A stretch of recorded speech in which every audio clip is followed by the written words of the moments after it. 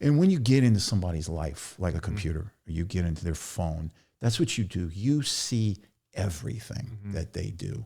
You see birthdays, you see Christmases, you see barbecues, you see it all. And then you flip open another file and there's a teenage girl who's underage being molested by her father or something like that.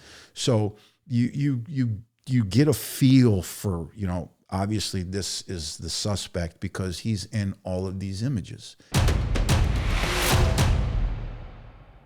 All right, Shannon, after our last chat, right, we talked about all your past amazing stuff you did. But now since you have been out of the, what do we want to call that?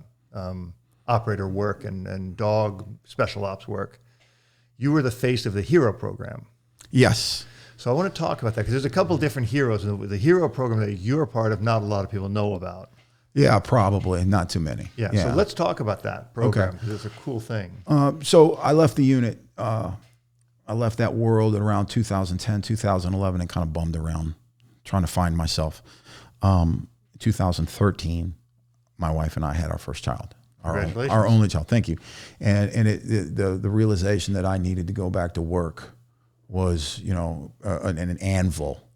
You know, it's like, hey, you can't be retired and try and raise, you know, I wish I could, but I just didn't have that, you know, financial side of me. Right. But so what I wanted to do was, and I think every veteran that I've ever known, that I've ever been involved with, they want to do something that matters, want to do something that's important, and we want to contribute because you still want to serve. That's the idea behind service. Yeah.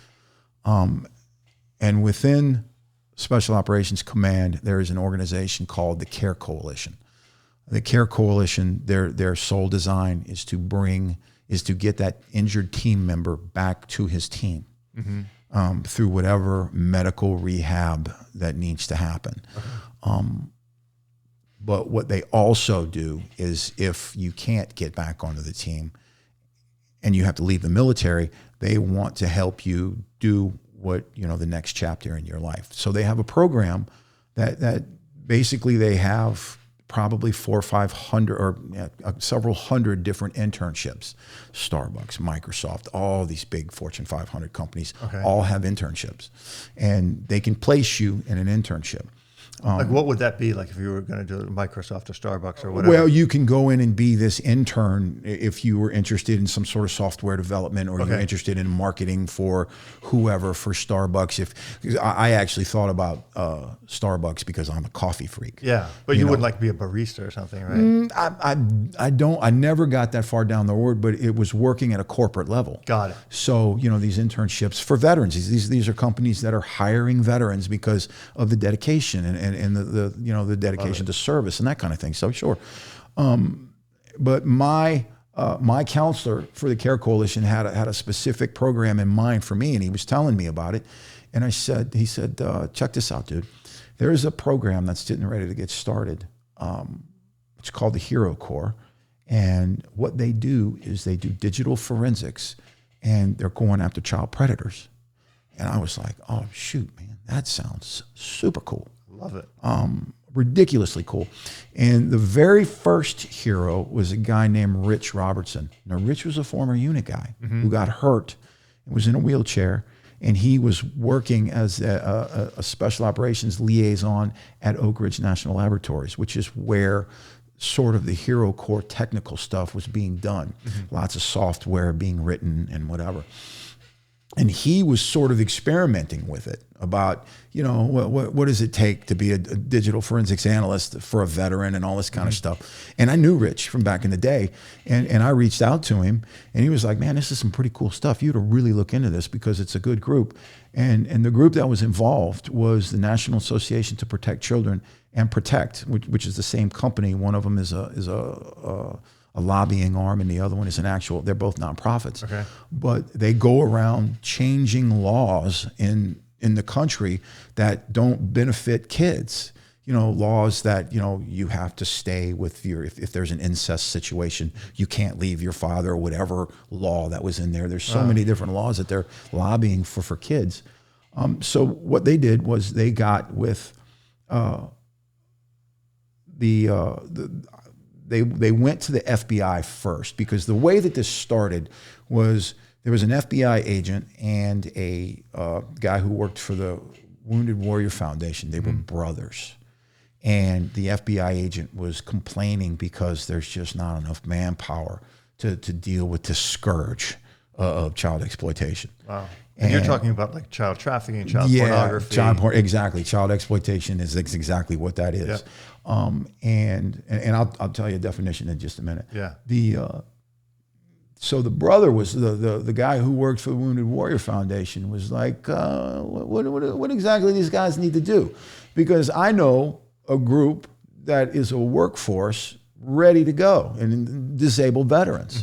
And, so they kind of talked, and then this ended up getting to an attorney who was Oprah Winfrey's lawyer, and that person, the CEO for Protect was Greer Weeks at the time. Greer found out about it, and he pretty much jumped all over it and ran with it. Wow. He went to the FBI first, and they kind of shook their head and said, no, thank you. Then he came to ICE, because ICE hires more veterans than any other federal agency. So they went to ICE, and they kind of struck this deal, and in a matter of months, a HERO program is born. Now, HERO stands for Human Exploitation Rescue Operative.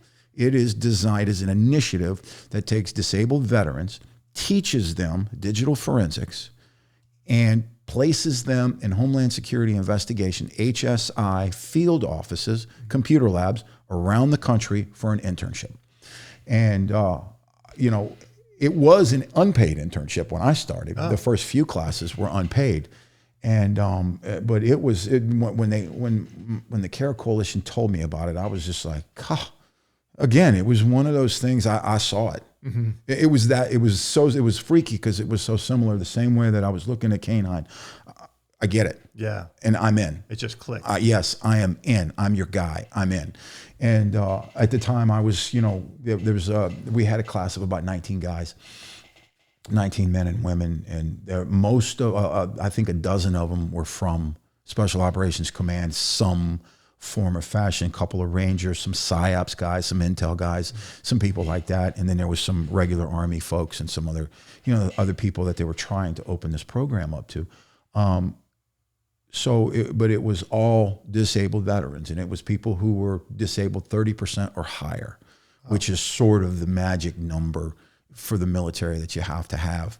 And we were going to try and utilize, some VA benefits to assist in this unpaid internship, because the idea of it was to do a year-long internship, and hopefully, possibly, maybe there'd be a job at the end of the rainbow, right, as a digital forensics analyst. But we didn't know. So we were basically working for free. And I ended up getting selected, going through the training. So it was like a 2-week program with Protect to learn about child exploitation, to learn all the horrific numbers, to learn, what it really is. And this is my definition of child exploitation. It is the systematic rape and torture of children ages newborn to toddler, to prepubescent, to tweens, to teenagers under the age of 18. It's not kiddie porn. That's an insult. Okay. Because I'm talking about rape, an adult male raping a child, and all of its stuff. Yeah. And you have to deal with that, and you have to view that. And it is the most horrific stuff I can ever. I've seen dead bodies, and I've seen other things, but when you actually see this, it's 10 times worse than anything. I can't imagine. And the idea was, these guys can compartmentalize. Yeah. These veterans, they've been beat up a little bit, and they can compartmentalize. So we should be okay. And I don't know what okay meant, but because you're changed forever. You can't unsee this. I can't imagine. No. And so that's really what happened. And I show up at Oak Ridge National Laboratory in late 2013 with 20 other people that I'd never met before, but we were all veterans. We, got along. We sort of clicked. Me and the Rangers always get along. I knew guys who knew guys, and we all knew the same people. It was a pilot who ended up being a really good friend of mine. He was next to me, and a lot of other people that were there from, just, a couple of Marines were there, and, intel people. And we started this process of doing this train up with Protect.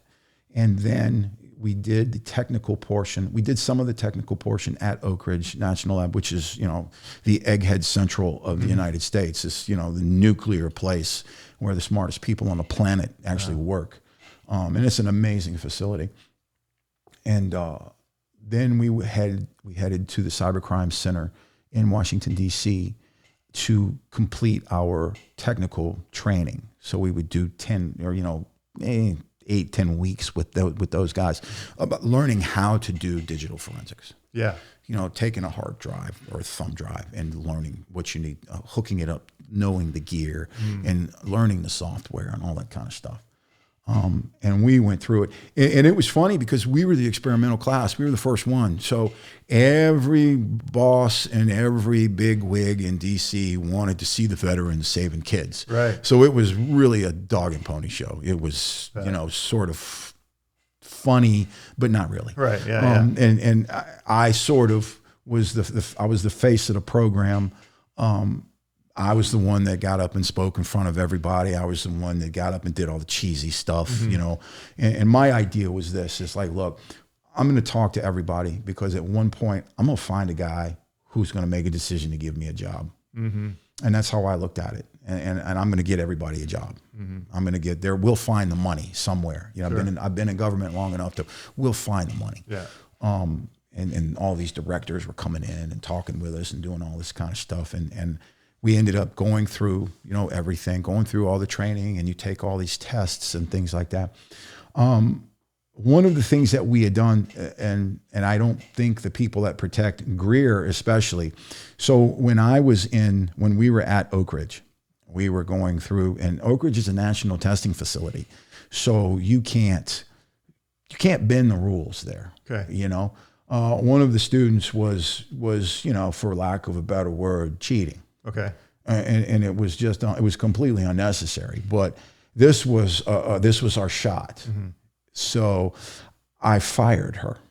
I got the guys together. I got Greer together, and I got the director of the Oak Ridge lab together. And I said, this is what we're going to do.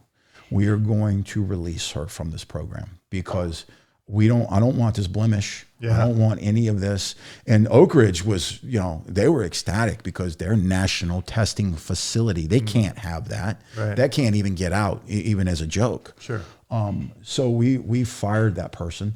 And it was nothing personal. Right. But it was just like, look, dude, you can't testify in court and cheat on a test. Yeah. You can't do that. Yeah. That's against rules, and that's a big no-no. Yeah.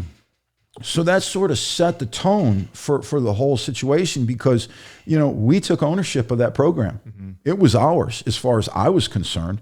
Once we got into it, I got all my guys, the SOCOM guys together, all my allies, and I was like, this is what we're doing. That's cool. And because that's what you take ownership of something because it's not going to work if you don't. Right. And I'm sitting here telling these guys, look, there's no other option. Okay, we have one option, and then we're going forward. So we did, and we finished out the training. We finished out the program. I went to the New Orleans field office, and everybody starbursts where they want to go. Some people go to Tampa. Some people go to Charlotte, North Carolina. Wherever there was a forensic lab, they were going to get a hero intern, and the idea was to pair them with already an accomplished forensics analyst. Got it.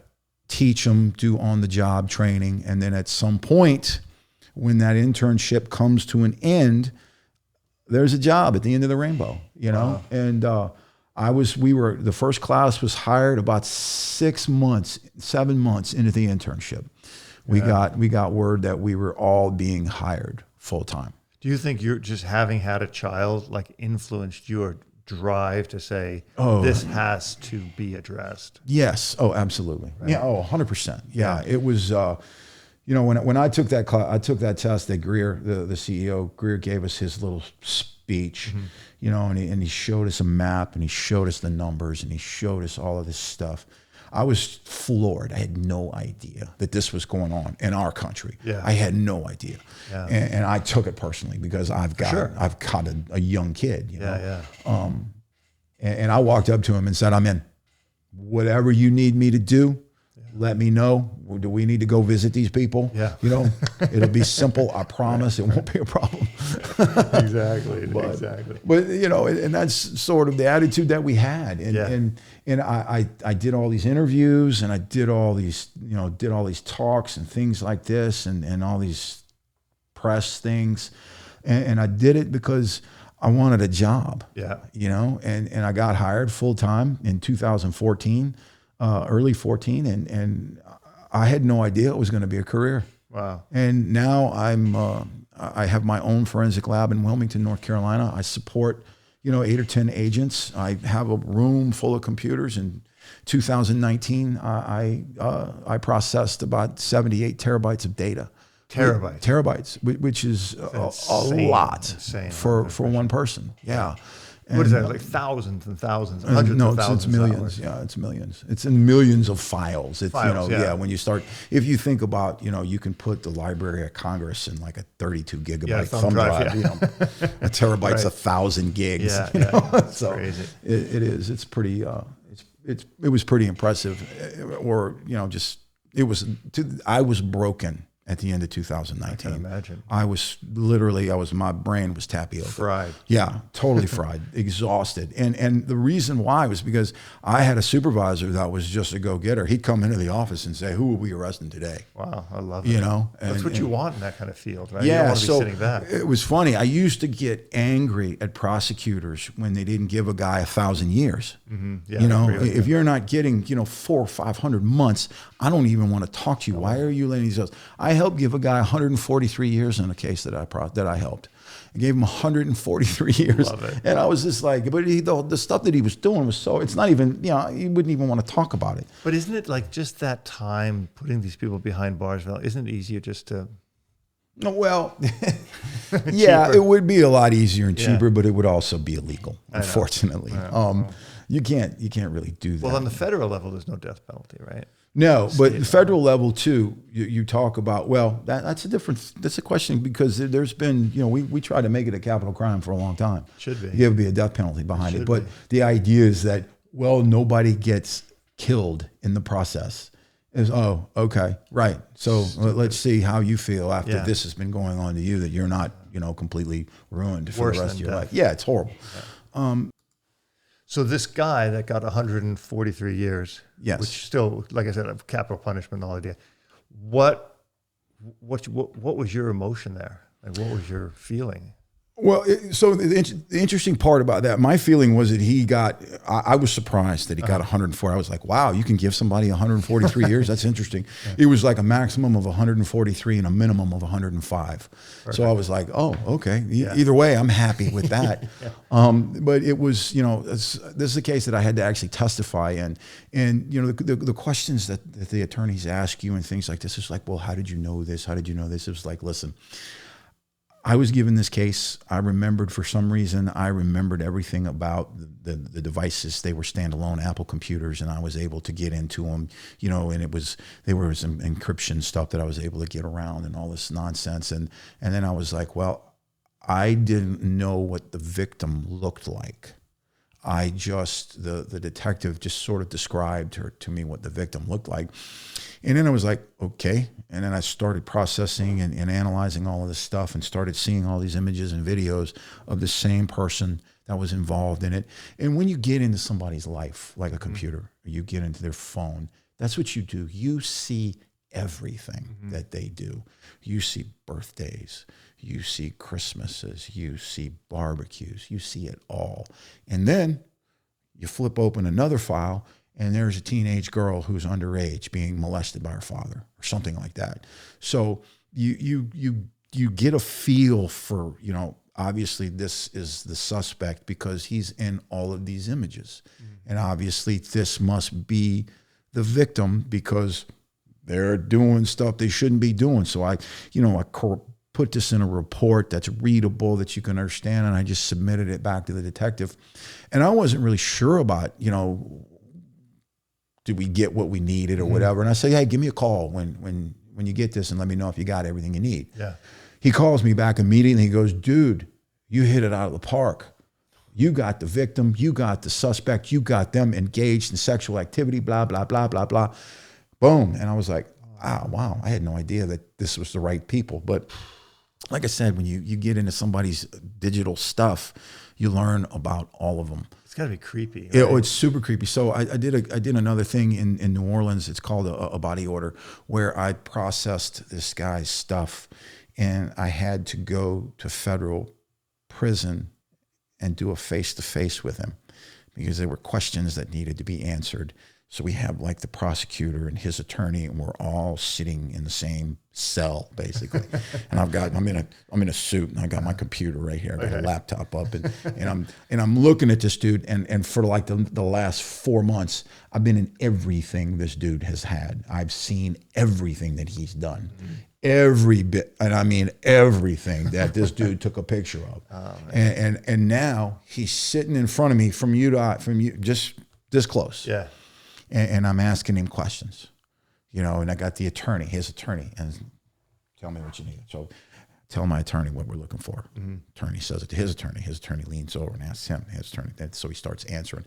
And the attorneys finally say, hey, is everybody comfortable with asking direct questions? Yes, we are. No problem.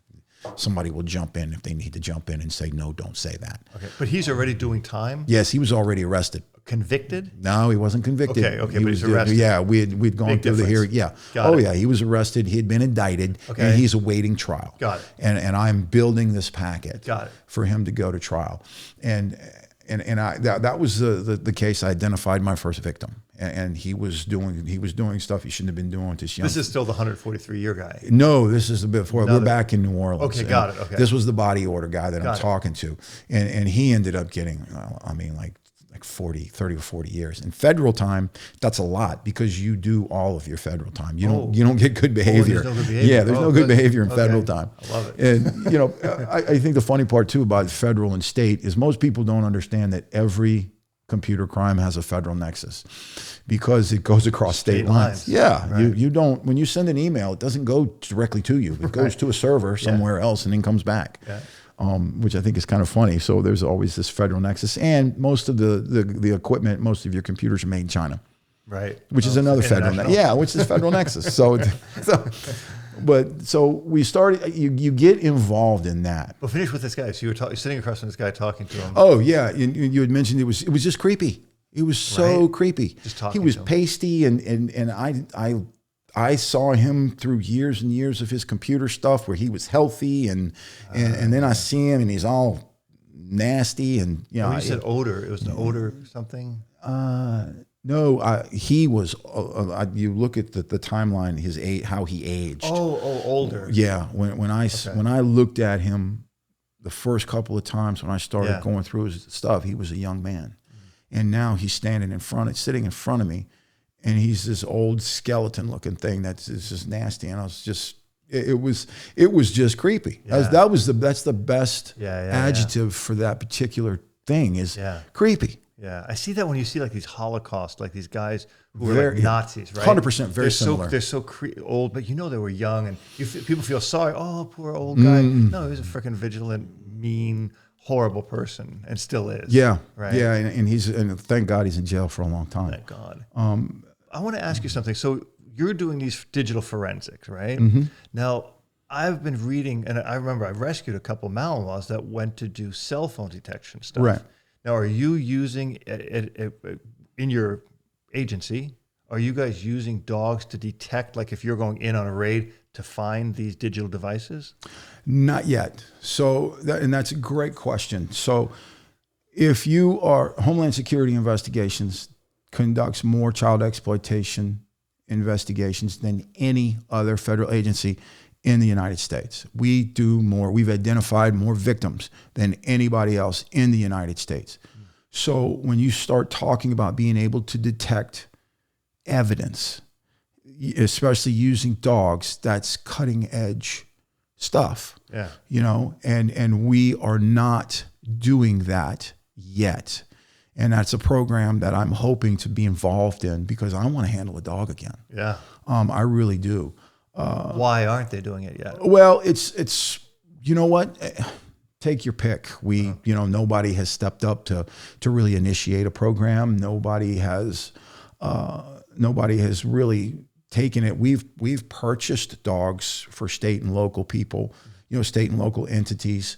But, ideally, you don't want to deal with a dog because he poos and pees. You got to feed him. You got to house him, the whole same thing.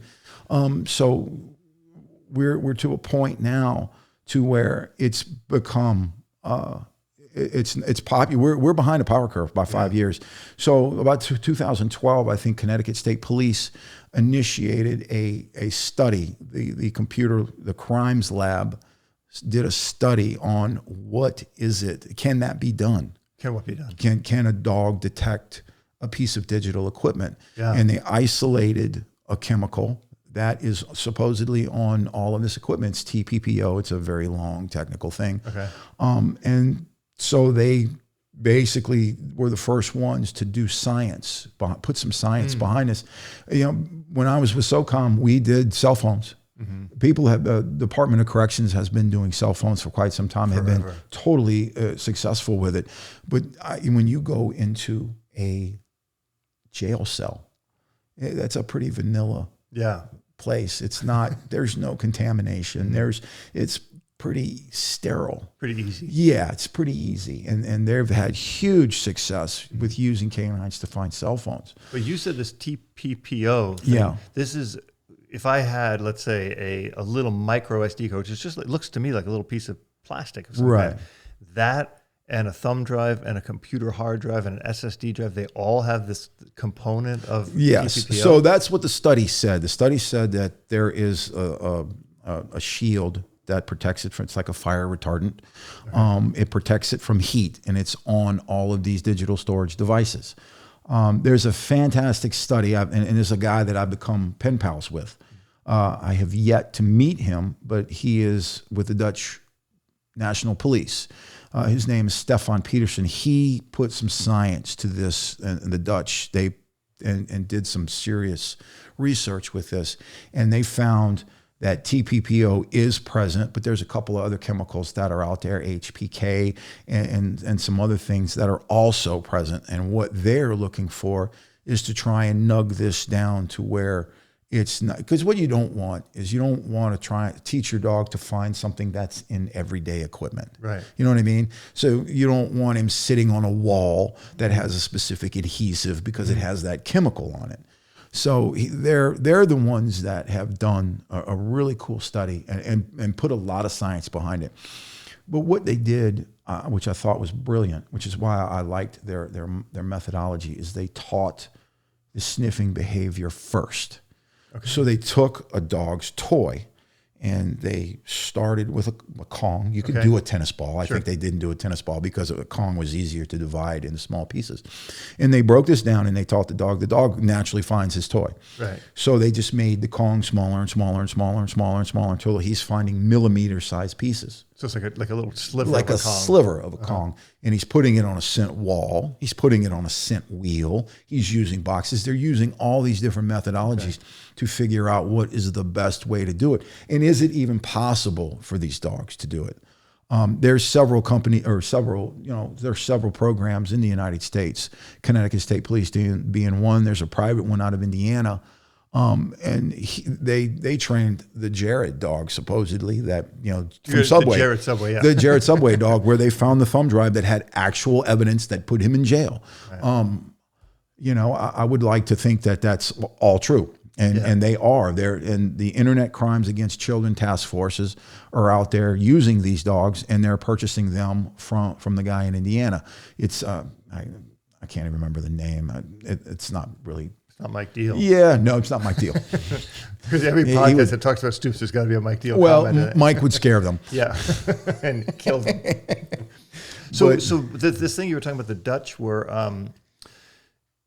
taking the Kong, cutting it smaller, smaller, and smaller until they had a sliver of a Kong, and then Right. they would pair that with the odor of the TPPO or whatever? Yes, and reading and rereading the study, I don't know why you wouldn't just pair it from the very beginning, and maybe they did. Just pair the whole thing. It is a chemical smelling Kong, and you just cut it down. But I think they taught the behavior first because they're not using the chemical. What they're doing is they're taking slivers of printed circuit boards, and they're using what we would call the real training aid. They're using real as opposed to a pseudo, as opposed to something that may be in there. And I'm sure it's in there because they have the science to prove it. Right. But it's also in other things.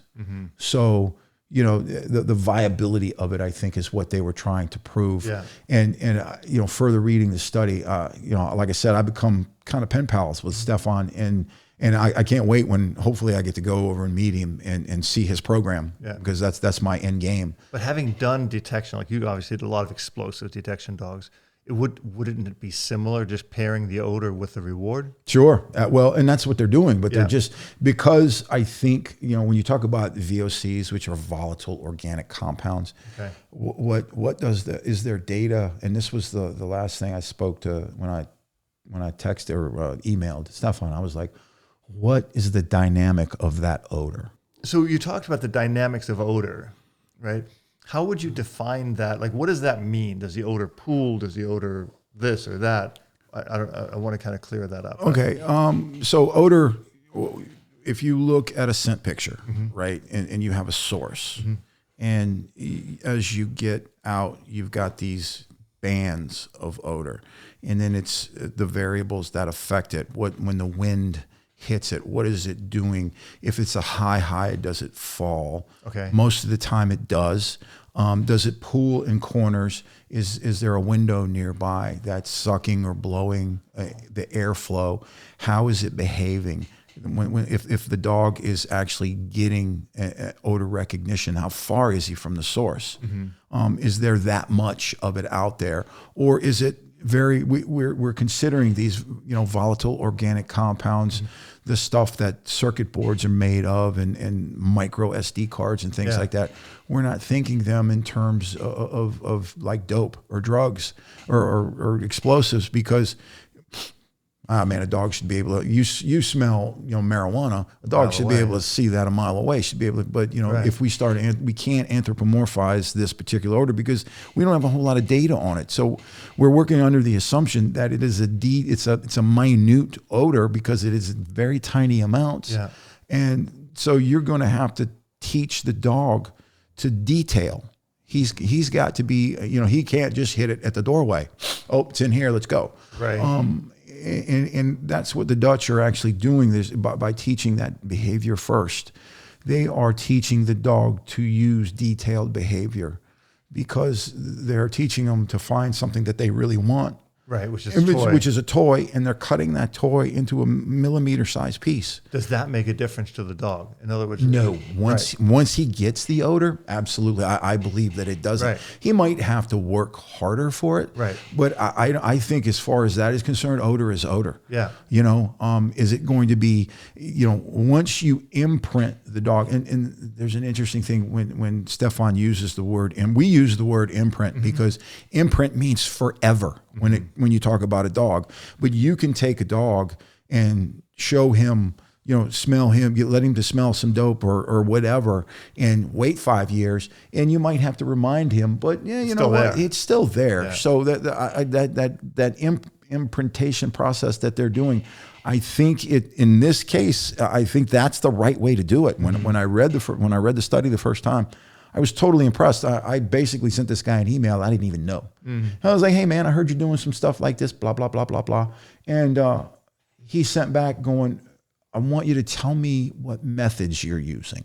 He wants to know what methods you're using. He wants to know what methods I'm using. And I said, well, I'm not using any methods yet because I don't have this program up. But if I did, this is probably how I would like to do it. Pair it with something and nug that odor down to a very minute little thing, right. To as small as I can get it. And then he sent me that paper and, this reverse chaining process that they're doing.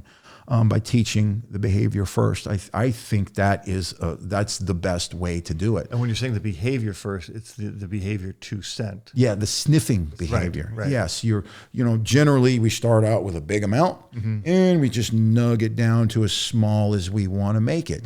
Most of the time with an explosive or with with marijuana, you've got basically a finite size, because if it gets any smaller, it's not going to hurt us. What do we care? Right. Or it's not illegal. If it's so small, I mean, if you're talking about a hair on a pot plant, that's not going to do anything for anybody. That's not illegal for me. We're not going to worry about, making the odor, making that scent, that behavior so small and so detailed. It's just not going to bother us. Certainly, I'm not going to teach a dog to find a piece of C4 that's as big as my thumbnail, because that's not going to hurt anybody. Right. Who cares? But with this compound now, you're talking such a small microscopic amount. Right. This TPPO, right? Right. And the other compounds that they're using, they're actually nugging it down to millimeter sizes. And I know that they've got the numbers as to, they're taking an eyedropper and dropping this liquid compound onto something. I don't know what the sizes are. And, if I were to get to go over there, I would get all the details. I'm looking for, I think there's a couple of other studies that are out there. There was another detective in Great Britain, in London. His last name was Atwood. He also did this digital thing. They call them Digi Dogs, which I think is much better than ESDs. Yeah. Electronic storage detection. No, I prefer Digi Dogs, so that's what I'm going to say. I'm going to say he did a Digi Dog program and was highly successful, but he was also using the same format and template that Connecticut State Police and the people in Indiana were using. Okay. So it's good. It's successful. It works. Stefan wants to train a dog for a year before he puts a team out. Seems like a long time.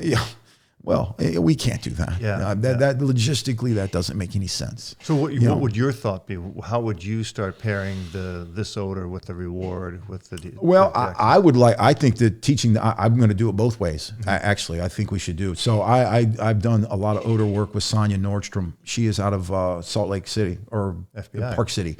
Yeah, she is a retired FBI agent who worked most of her career child exploitation cases.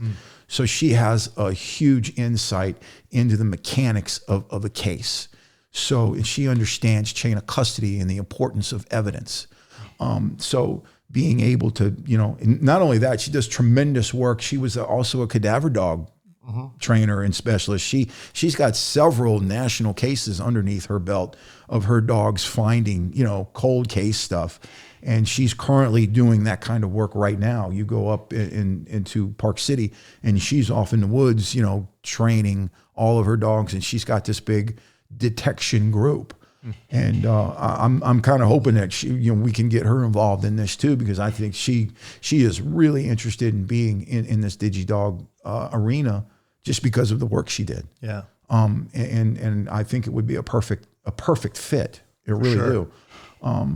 And that's sort of this whole canine thing with the agency has kind of become a way for me to take a break from child exploitation.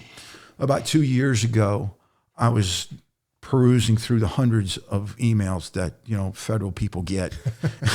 I get them too. Spam. And on the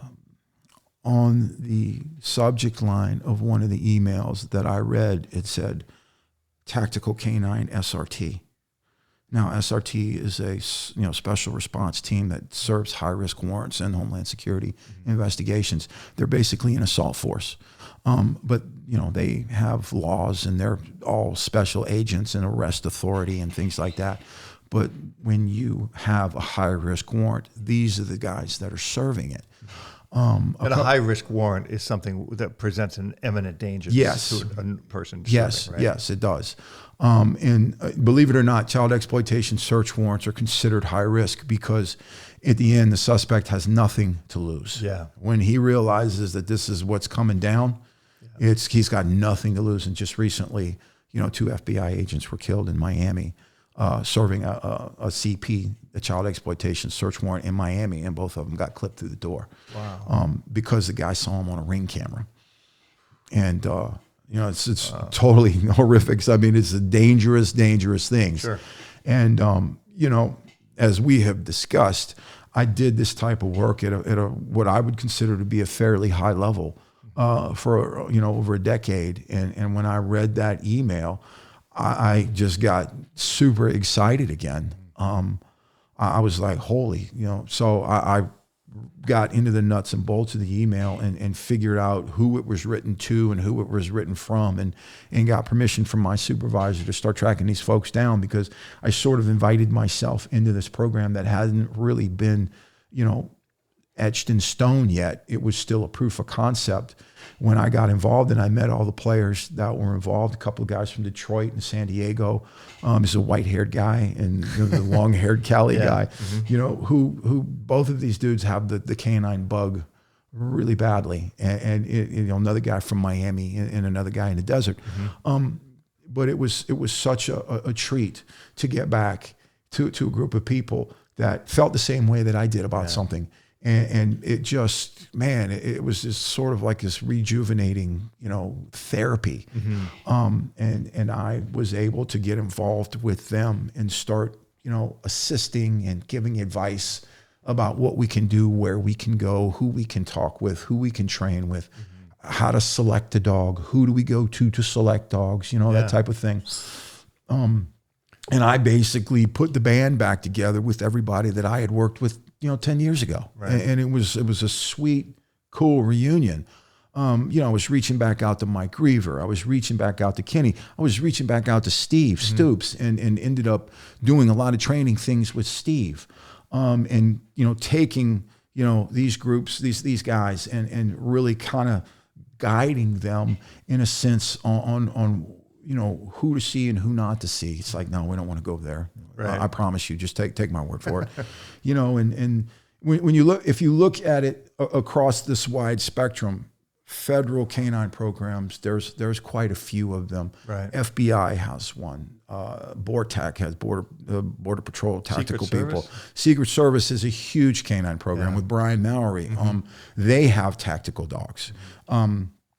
ATF, US Marshals. And here's the thing, when you look at all of these programs, the majority of the trainers were all guys that I worked with over a decade ago in SOCOMM. But it seems that HSI is really missing the ball right now, not having a dog team. Well, we're in the process. We're working. We're moving forward. It's going where it's going to go, and that's where I'm hoping that when we finally get these programs on track, that we'll get both programs back to where they should be, and that's the Digi Dog program, as well as I can't handle a tactical dog anymore. They won't let me. I tried. Yeah. I asked. Well, can we talk about our friends that we know that are throughout that I met when I met with Steve's training? They've got dogs. Yeah. Okay. So I'm kind of skeptical about naming names. No name. But there's a couple dogs in HSI. Right. We have 4 currently. Okay. Right. So yeah. And can we talk about them, because they're doing great things? I met the guys. I watched their training. Yeah. So good people. Well, basically what I did was just shook the dust off of one of our old training templates and sat down with Steve, and we actually sort of got the newest version of the CQB dance. We started training that. We ended up going to Von Lick and using his facility and using him to gain our first group of dogs. And we went over there and Kenny put his best foot forward for us. And I am totally grateful for that, because we looked at about, 8 or 9 dogs, and we picked 5 really good ones. And as you know, if you can get 5 good dogs in one buy trip, you're doing really well. Really well. Yeah. And we've got really good. I was super happy with the dogs that we got. Our float dog was actually a dog that Stoops fired. The guys in Fort Bragg fired, and I just was like, okay. I actually called the trainer that picked him, because he's a friend of mine. I hired him and talked to him about the dog. Hey, tell me about him. Why'd you do this? What happened? And I heard what he said, and I said, okay, thanks, bye. Boom, we're gonna take this one. I think I met that dog. Yeah, his name is Mike. At the time, his name was Mike 9. He's gone to Michael, I think, now. Yeah. You see San Diego people are a little bit fluffy when it comes to things. But could have been Michelle. Yeah, well, it could have made. Well, could have. Yeah, right. Unfortunately, no, he's not a Michelle. He's definitely a Mike. Yeah. I meant Michelle, like the French Michelle, right, not right. like the girl Michelle, Michelle. right? No, okay. No, we're not having a So those Michelle. 4 dogs they're detection dogs as well, right? 'Cause They I saw are- some of the explosive work. Yeah, they're dual purpose dogs, and they're really basically a combat assault dog. What they work under a lot of different rules and restrictions as opposed, like, I don't know, law enforcement deals with that little pesky thing called the Fourth Amendment, that you have to have certain things in place. Whereas, when we were overseas, fourth who? Yeah. We didn't have to deal with that. So it made our life a lot easier. Skip from 3 to 5. Yeah, we don't even worry about that. How many of them are there? We didn't have to do that. There are amendments. Yeah, we didn't have to do that back in those days, but now we do, and it makes it a lot more challenging, I think, when you're training a dog. And I've always been a firm believer in muzzle work. Always muzzle work. But our TTPs are similar, and the dogs are the biggest thing is that the handlers like doing what they're doing. Sure. And when you have, and all these guys volunteered. Wow. And that means a lot when you want to start a program and you don't have to draft anybody. You have the ability to, have longevity. And you want to really minimize that These guys turnover were committed. The guys I met from Absolutely, HSI were super committed and dedicated. they are the new. These guys are going to be the new dog guys. Yeah. They've got the bug. My California guy in San Diego, man, he has got the bug bad. He's working 2 dogs right now. Yeah. And he is doing a phenomenal job. Yeah, that's a long-haired guy. Right? Yeah, and the long-haired guy. Then you got the white-haired guy. And we got the white-haired guy, the long-haired guy, and then the rogue. Yeah, the and rogue then the guy. desert dweller. Those are the cool That's their code names. I don't want to use their names. I know. Not that they would mind, but, I think. clean. Yeah, the agency is kind of particular about naming people. Yeah. I think, and the agency has been HSI is like I said, when I got involved with HSI, I had no idea that I was going to make it a career. Right. So here's the thing. So we've got these dog programs, this tactical thing that's going on, and we have this possible digital dog program, this Digi Dog thing.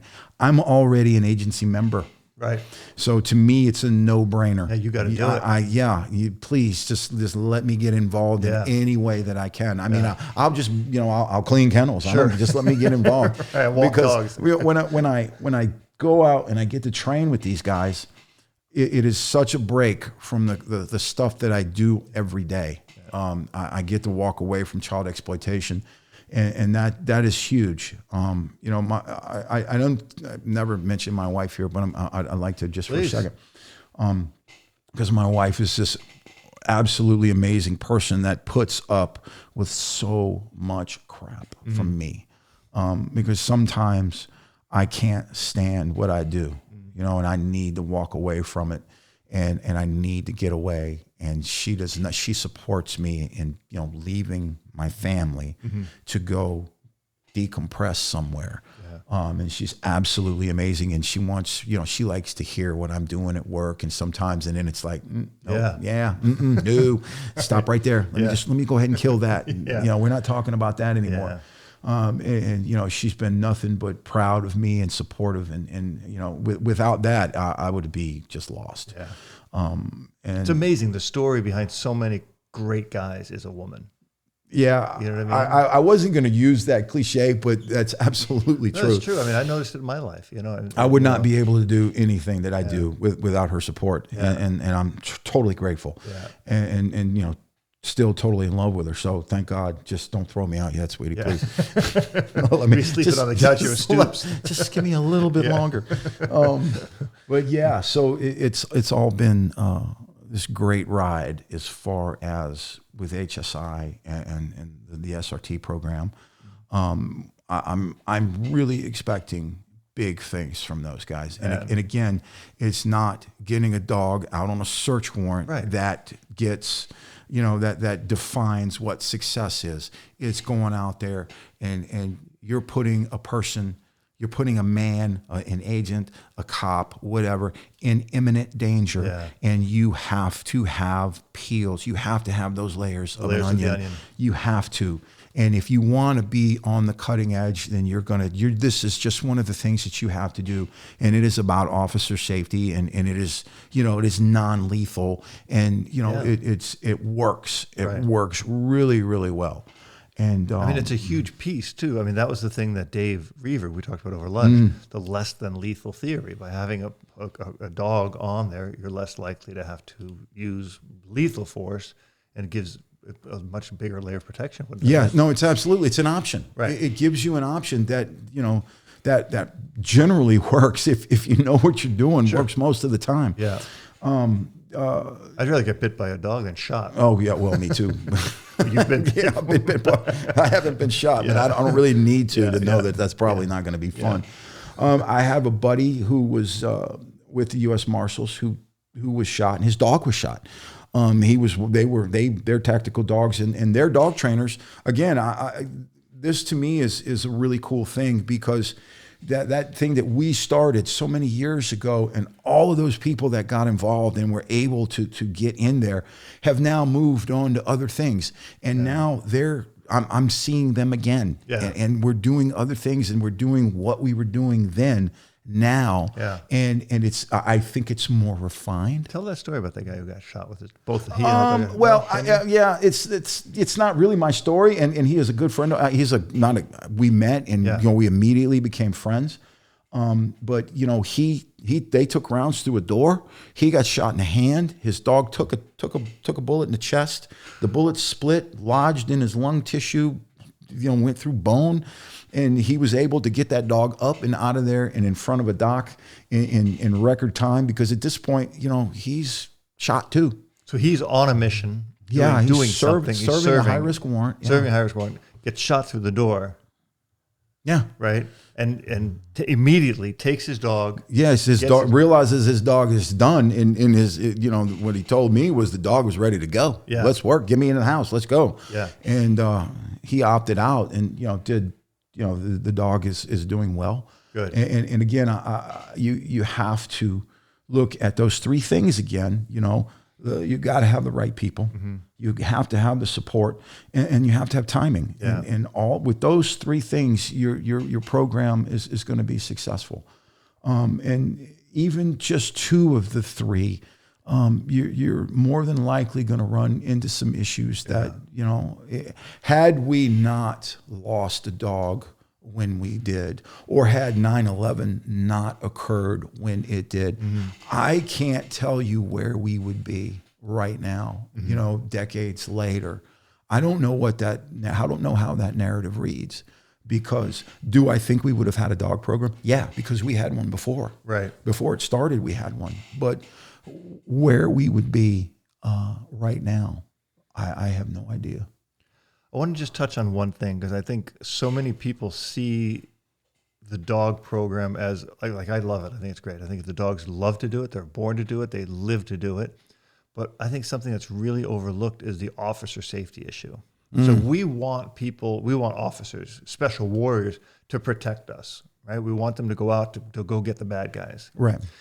But we're willing to buy them bulletproof vests. We're willing to buy them good ammunition, good guns, and stuff like that. But putting a dog in that picture can oftentimes protect more than just that one officer, but it can protect the whole team. Mm-hmm. Yeah. Talk about that, because that's your specialty. And I think that's overlooked a lot, probably among government agencies.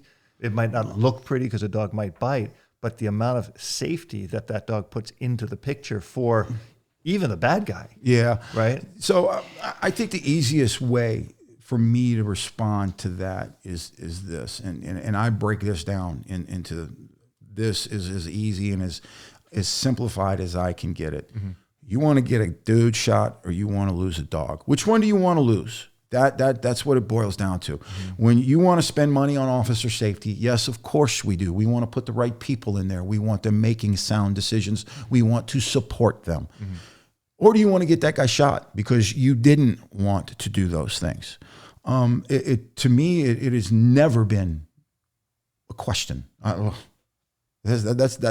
me, that's a stupid question, because the answer is you want to be cutting edge. You want to be, in that group. You want to work at a high level. Have people done it without dogs? Of course. Mm-hmm. Of course they have. And people have done it with dogs and have still been engaged and shot. So, yeah. Of course they have.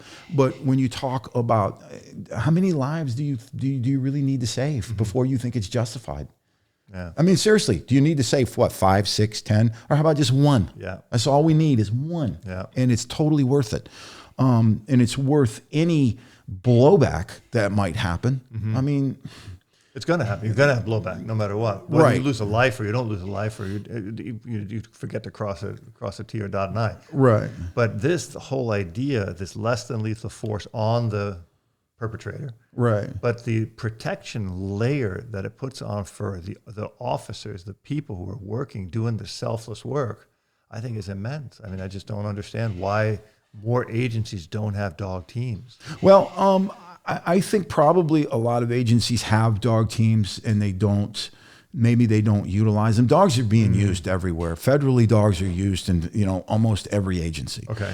They really are. How they're being used, and as far as I'm concerned, is the right way. Okay. We've got tier 1 dog trainers throughout the federal government in federal canine programs. We've got guys who did the deal at a really high level when everybody was getting shot up. Mm-hmm. We really did. Now, are the parameters in which we operate now have changed? Yes, but so have we, and we have become better at what we're doing. Mm-hmm. We have modified whatever tactic we need to modify, whatever TTP we need to modify, and it works. Mm-hmm. It is not something that I even think about. Officer safety is first and foremost. Period. Yeah. And a way to do that, a very good, successful way to do that, is to add that canine layer. Mm-hmm. Is it expensive? Sometimes. It depends. What's a life worth? Exactly. Well, that's the other thing. If you start adding up dollars and cents and whatever, and I'm sure there's somebody that does that in some corner somewhere. Mm-hmm. I think that it's totally worth it. Yeah. And I am available to do whatever I can to help. I don't care what it is. Mm-hmm. Again, my whole thing has always been about service. I want to help. If I can help you, I will. If you need me to make some stuff up, I could probably do that too. Right. But I just want to help, and I want to assist, and I want to see. I really want to see this HSI canine thing on both sides of the house do really well. And I'm going to be selfish here for a second. I want to handle a dog. Yeah. I want a Digi Dog. You should. I want to get back out there, man. I really do. Yeah. And this is the brash, cocky thing in me, but I don't think there's very many people that can do it better than me. I agree. I don't. And that's the way that I feel about a lot of things. But you've proven yourself already too. You've proven yourself through, starting these programs. What we did yesterday is great. What can you do for me tomorrow? You know what I mean? It's like, come on, let's keep doing. Yeah. Let's keep going. Let's get on this train, because there's been this really cool revolution in the last 2 decades with dogs. Mm-hmm. I mean, we've seen so many cool things. And it's gotten so much better. I just don't think bad optics are a reason for anything. But what is a bad optic? Well, really? I don't know. I don't want to go down any. That's a rabbit hole. It is a rabbit hole. And I want to stay away from that if we can, because I'm proud to be part of HSI. I am certainly proud to do the work that I do. Yeah. And if I can do a canine thing and again assist and contribute in some way, then that's exactly what I want. But when I'm saying bad, what's a bad? I'm saying rhetorically. I'm just saying it's what really is a bad optic? What's the choices here? I don't see a downside. Well, I'm not in charge. Yeah, I don't. If you don't want to be in charge. If I had to walk their path, I might be. Yeah. They don't walk my path, and I don't walk theirs, and that's probably how I should probably leave that. It's good though, because you're my age now, and you're kind of looking at jumping into something where most people our age are kind of looking at jumping out and saying, you know what, I'm pretty much done. I want to kind of back off and go fishing. Yeah, well, I get that from my dad. So my dad is an orthopedic surgeon, and he's 80, and he retired for about 10 minutes. and he's not performing surgery anymore, but he is still doing clinical orthopedics. And my mother too, she retired, and she's as old as my dad, and she went back to work, not because they need to, but my dad, he gave me that. Why are you doing this? Why would I quit something that I love? Right. That's what he told me. And I was like, man, you just hit me in the gut, because I quit something that I loved a long time ago, and I have regrets. Yeah. But you didn't really quit. Well, potato. Yeah, I mean, we can look at it in 100 different ways. And those are the skeletons that I've got to deal with. And again, that's why I thank my wife every day, because I'm not the easiest person to live with, even though, I'm pretty cool. Yeah. You seem pretty easy to me. I don't live with you. Talk to Janet. She'll tell you I'm not easy. Well, we're, like I said, we're going to move forward, and we're going to do what we can do. Good. That's all we can do. And I know that's really kind of vague, but at the end of the day, that's where it is. I'm going to keep trying, to push this digital dog program, because I believe in it. Yeah. And I think it's already been proven that there are people out there that are doing some really good things. And when you're in any kind of investigation or investigative or law enforcement capacity, and you work child exploitation, when you start day one, minute one, you're making a difference. Yep. You're saving a kid. Yeah. And as far as I'm concerned, there's really there's nothing more important. Yeah. There's nothing more important than that. And I mean, can you take these 4 dogs? You can take these dogs easy if they're doing narcotics or bombs. You can switch them over and introduce a new odor. You know what? We decided that we weren't going to do that, and I think that is absolutely the right call, because when you think about the mechanics of this, you're going to put a dog that's been trained to bite, it's been trained to engage bad guys, and you're going to bring him into a bad guy's house, and you're going to look for something, and you're going to hope that something doesn't trigger something or whatever. I think it's probably better, safer. When you talk about the difference between a dual-purpose dog and a single-purpose dog. Just single-purpose. Yeah, I think we would make these a single-purpose dog, and there's always the possibility about using them as assistance animals for the kids who are going through a really hard time, and even for the parents, the victims' parents, who have to deal with this kind of stuff. Having some sort of assistance animal, like I said, when Pat brought Arco into my into my hospital room, it made a world of difference. Yeah. And I don't think it was the chocolate. I think it was the dog. Wow. But in wrapping this up, because you said it, and I think it made such a powerful impact on me and on Janet as well, when you said like a dog like Dwayne, you can go in, they can detect, and then they can ease the stress for the children or even the other people who might be there, right? Like they can sit there and pet the dog, and the dog's done his job. Now his second job, instead of apprehending or being a bite dog, he can now sit there and calm somebody down. And what an amazing second purpose for a dog to have. Absolutely. But here's the thing that I really would like to not go down the road of is I don't want to do that because it's more cost effective.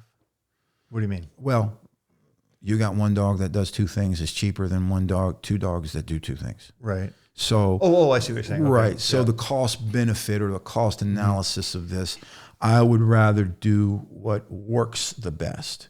And I think we already know right now that a single purpose dog in a specific task, given everything being equal, is better, or I think it's better than a dual dog that shares that task. Oh, I see. I think you can make a dual purpose dog great at a lot of things, but I think if the majority of your training time is on one thing, right, I think a single purpose dog is just going to probably be a little bit better. I that's just my opinion.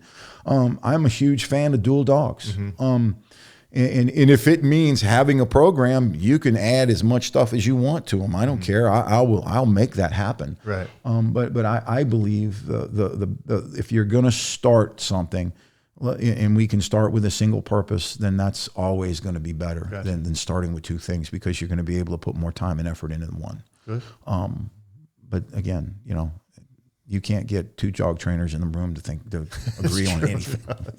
Except that the third one's wrong. Yeah, exactly. Except that they're wrong. Yeah, exactly.